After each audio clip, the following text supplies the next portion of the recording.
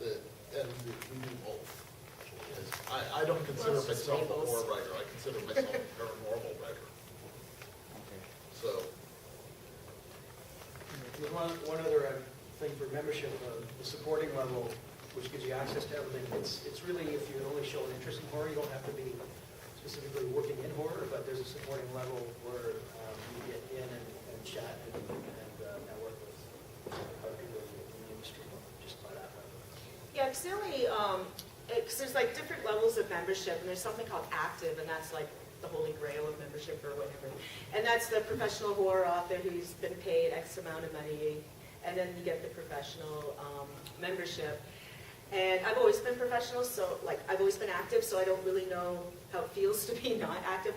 But the thing is that I always say to people is that the only difference between active membership and everything else, as far as I understand it, is that the actives get to vote at the Stoker, we get to do the votes for the awards, but everything else is the same. They have the same access to message boards, people, mentor programs, databases, and so on. So, they pay a little fee and you can see all those databases and talk to the people, talk to working professionals who know who to talk to about whatever they should need to talk about. Do you have more questions?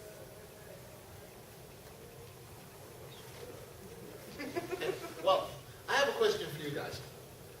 How many people in the room are aspiring authors? Show of hands. How many have actually got something published? Okay. Yeah. So, assuming that, you're probably looking for the keys to the kingdom, right? Well, there aren't any keys to the kingdom. At least that's my experience. I wrote for 23 years before I got anything substantially published. And basically, my key to the kingdom was that I went up to the stone wall by the kingdom and started doing this to it. And after 23 years, there was this little crack, and I could see the good things on the other side. So, I don't know. I was started looking through a red sheet at that point. More than a little punchy. So the bottom line is, don't just think about it. Write down your ideas and start writing them into little stories, because you can always develop them, but they're going to escape from your mind if you don't write them down. And that's why you should always be carrying around with you a pencil and paper, or your cell phone to type in things, because ideas come to you all the time. Like, this is an excellent venue for ideas, because there's so many creative people here, and they've got all kinds of graphics and things that can give you all kinds of ideas for new stories or films or short stories, whatever. And another thing would be, write for groups that you already have an in with, at least at the beginning. And this is something that I didn't do because I didn't think of it. But then I started trying to play catch up. But I know a woman who, she got her first book published and did reasonably well with it because she's in a polyamorous relationship. And she wrote a book that dealt with polyamorism and marketed the heck out of it to the polyamorous organizations. And it was niche, but what it did, it got her that niche.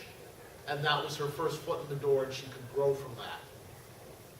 So if you are trying to write, if you are thinking of writing, I would suggest keeping the first one close to home, because you already know a place that you can start to market it, and you already have contacts with that. And make sure that wherever you're going, like these kind of conventions and that you're always taking pictures of yourself and with celebrities or at the tables of whoever, and have them in your library, because they're always looking for pictures. Like Zephyr said that, we need pictures and articles for the newsletter, and you need it for publicity. It's, like I said, it's never ending the promotion. So if you have things from the past, that's great, because you can say, 2014 you were here, in 2013 you did this. You've got a history, and you've got pictures to prove it. You aren't just, talking about it. You really are doing these things. Yeah, and another, I guess, perk for the beginning writer or aspiring writer is the mentorship program, where you can be paired with an active, and you don't have to pay, you get professional advice.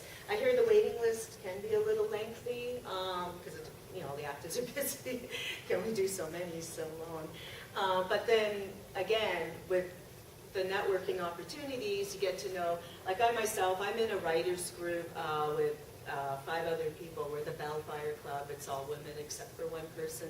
And we meet once a month or so, and we just submit 10 pages of whatever we're working on, and we work with each other and try and make it nice.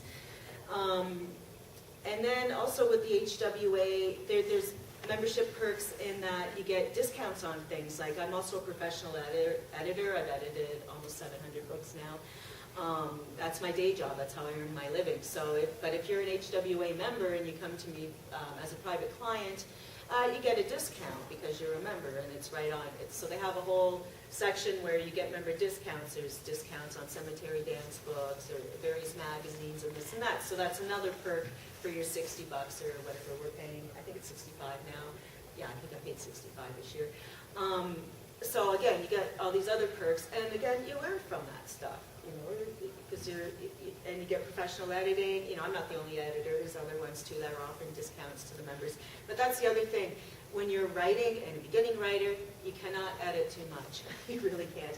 And it's always good to have other people, a first reader, even if they're not a professional author, just to make sure your story's flowing and working well, and so on. Yes?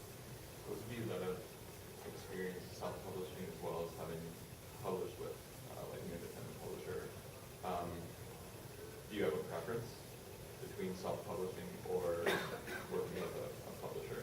Well, I personally, since I'm old and old school, I like the traditional publishing, and I like the fact that someone's doing copy editing, line editing, my editor's telling me, this makes sense or it doesn't. I get a paycheck that shows, yeah, it does make sense because I got paid, and it's that whole, for me, the validation. But I've also self-published several books too. This segment brought to you by Slaves of Love, the tale of a hard-boiled detective in a world where people are programmed to be incapable of direct acts of violence. But do sociopaths, who are immune, have to play by the same rules? As Race battles to save the woman of his dreams from the machinations of the crime syndicates that wish to sell her as a mail-order bride, he must release the artificial personality of Ralph implanted in him when he went deep cover years before, to allow him the violence that is the only hope for the woman he loves. And what consequence of the crime syndicates knowing that Ralph is once more on the playing field. Slaves of Love, a tale of love, sleuthing, and the challenges a man can face.